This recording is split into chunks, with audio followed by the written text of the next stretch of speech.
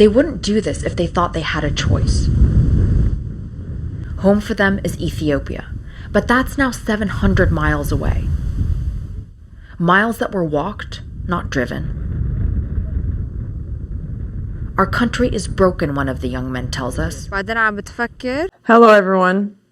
Welcome to HomeBeatz. I'm Indy J. I'm Maggie. Last week, while we were airing our International Women's Day episode, a devastating news broke out of Yemen. What a tragic day that turned out to be.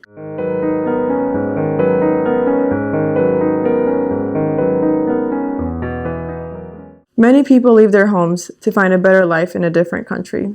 Some flee from the injustice and the war that is going on in their country.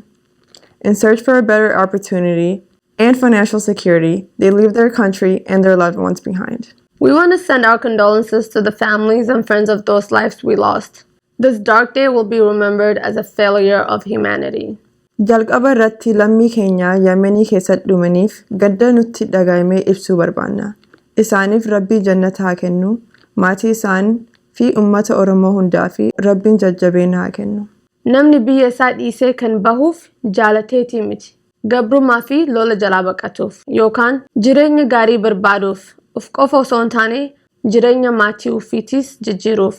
Today we are interrupting our regular programming to dedicate a few songs to the lives that we lost. We would like to start with a moment of silence.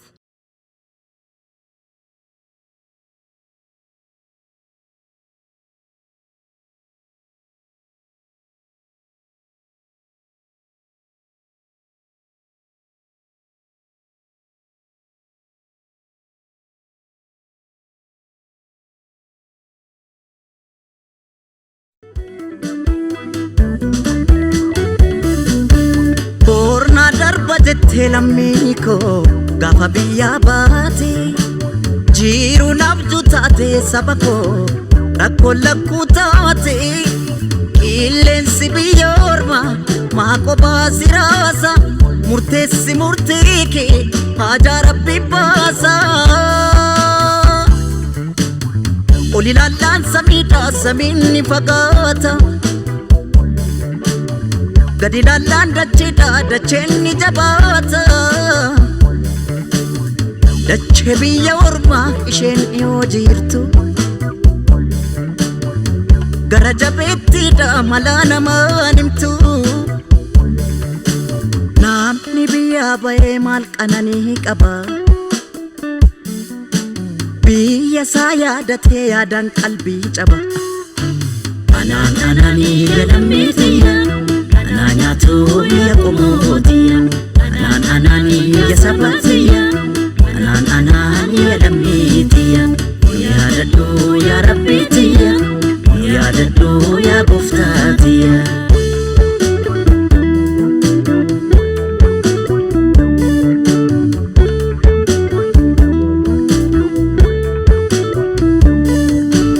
Ormi biya bahi biya orma jiru Mbokkisu numa baroda Mbokkisu numa baroda Biyyarra bahani biyya ormaatti afu Yaa Rabbi maaf nu gootee qooda Gahee jedhimee nu baasii hooda Yaa Rabbi maaf nu gootee qooda Gahee jedhimee nu baasii hooda Ormi biyyaa bahee biyya ormaa jiru Mbokkisu numa baroda Mbokkisu numa baroda Biyyarra bahani biyya ormaatti afu Yaa Rabbi maaf nu gootee qooda Gahee jedhimee nu baasii hooda Yaa Rabbi maaf nu gootee qooda Gahee jedhimee nu baasii hooda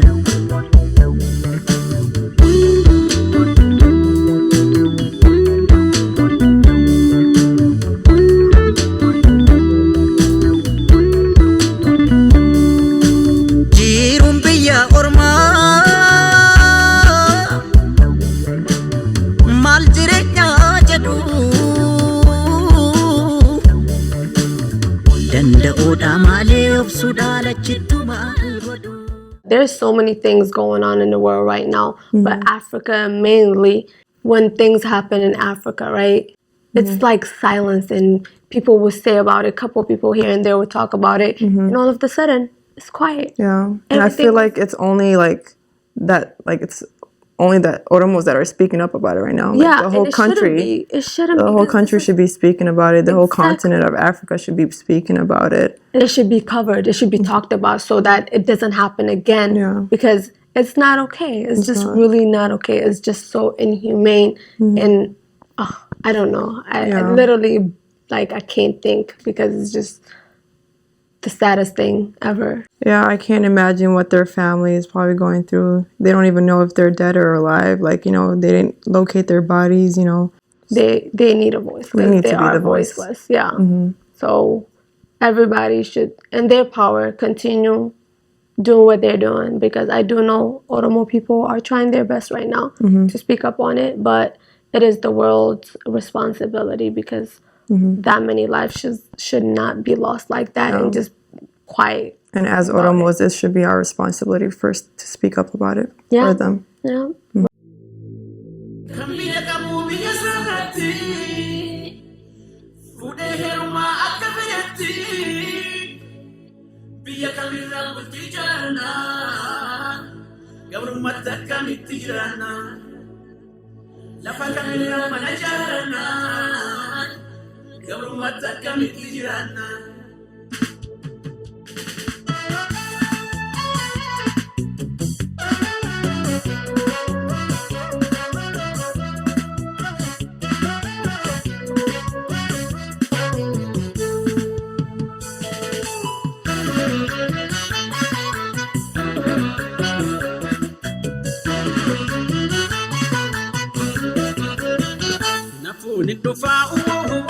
Sutuma sisike Ramfaga today Sirana Punmike Nantofa ilmike Nantofa ilmike Nantofa ilmike Nantofa ilmike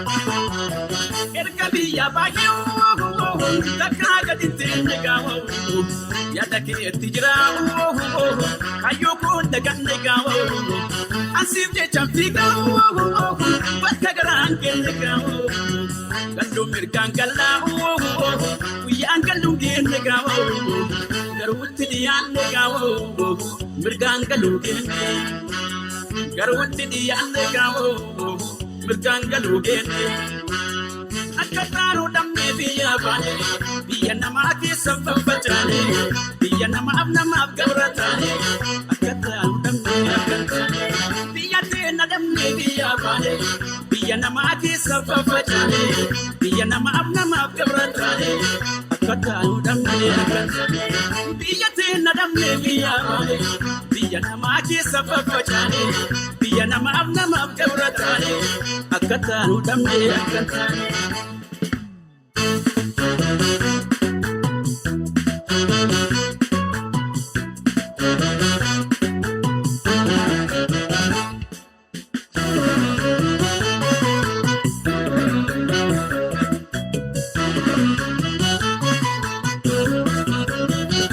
Nindofa Sutuma sisike Ramfaga today Sirana Punmike Nandofa ilmike Nandofa ilmike Nandofa ilmike Nandofa ilmike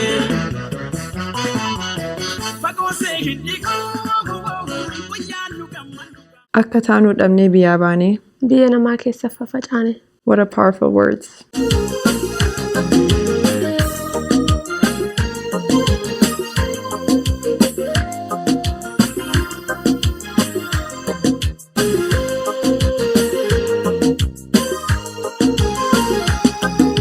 Shimbirti wote barundi mate dukanti kutte barini hate Shimbirti wote barundi mate dukanti kutte barini hate Tirannan biyya keenyarra dalaini cina durarra hojjannaan biyya keenyatti walumaan cina duratti nusubudha mana baaste Dukaan dukkanaa mul'atte maltu na baasee biyya tiyya eenyu jijjiiree dhiiga kiyya. Somnaan garuu wallaalee somaan garaa koofaale maaliif ogaarraa deemaa dhugooniif nadhaniin himaa. Nin hima gurra banaaf himaa. Nin hima mal'isa maf'isaniin himaa. Biyya bahuu keenyaatu kaffacahuu keenyaatu rakkoof jaare galmaa. Biyya bahuu keenyaatu kaffacahuu keenyaatu rakkoof jaare galmaa.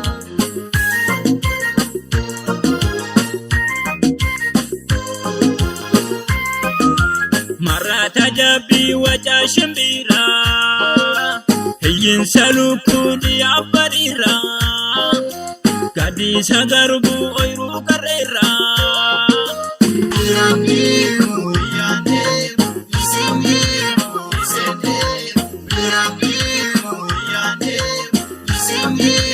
Oke karera oyru masnota Karapitulu harap lagota Ada papanko senata patakia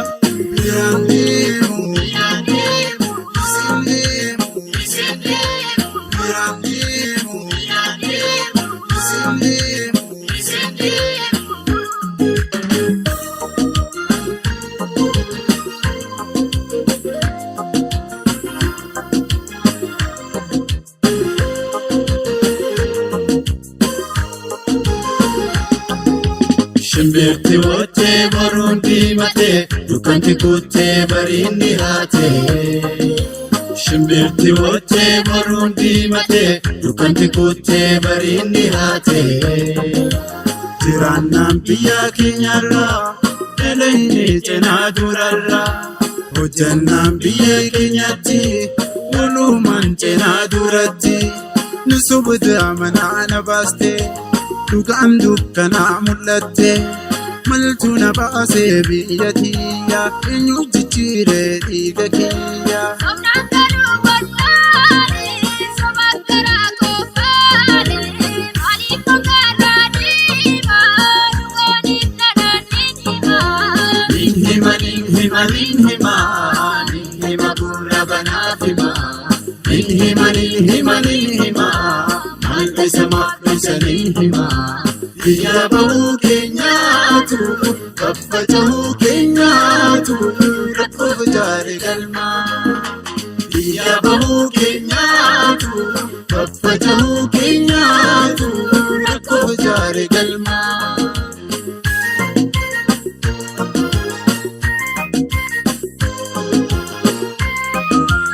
Abdiin carraaqnaan kaan irribarraa bu'aadha maleen qabu kasaaraa kan nyaatu foon koo naachi baararraa.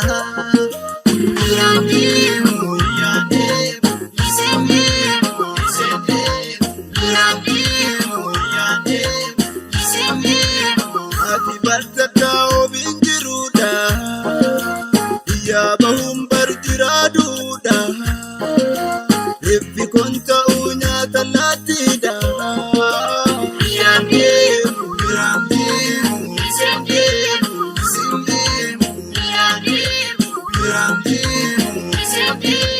Biyya qabanaa biyyeedha qabanaa lafa qabanaa lafiidha qabanaa lafa qabanaa lafiidha qabanaa.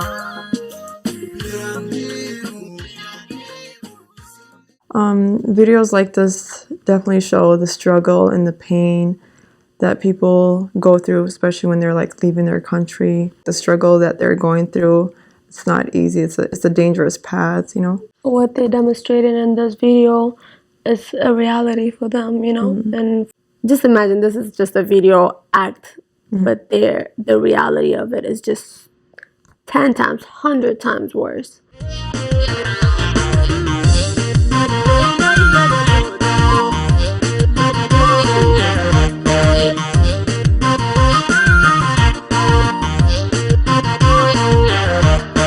Biyya jirtan ilmaan ayyaa bunko biyyarraa isin baasee jireenyi ta'eera qilleensumarraan isiniif agaayu salaambaan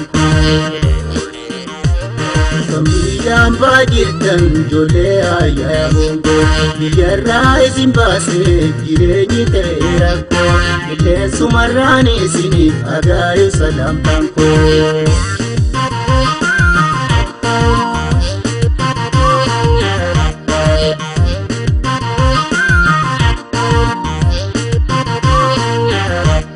Dirqama jiruudhaatu ofee isin fageesse dhibee gadi teessan malee biyyarraa isin baase.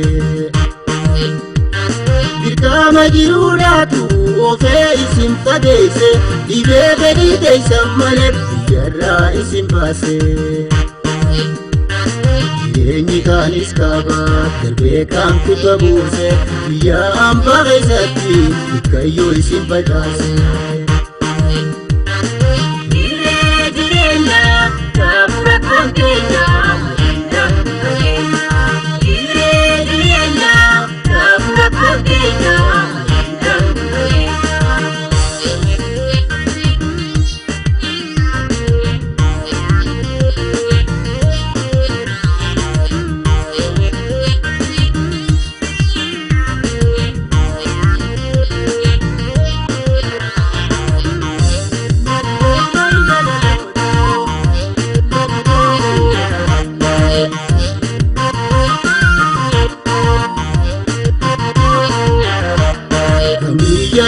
Jirtan ilmaan ayyaa bunko biyyarraa isin baasee jireenyi ta'eera qilleensumarraan isiniif agaayu salaambaan biyyaan baajirtan ijoollee ayyaa bunko biyyarraa isin baasee jireenyi ta'eera qilleensumarraan isiniif agaayu salaambaan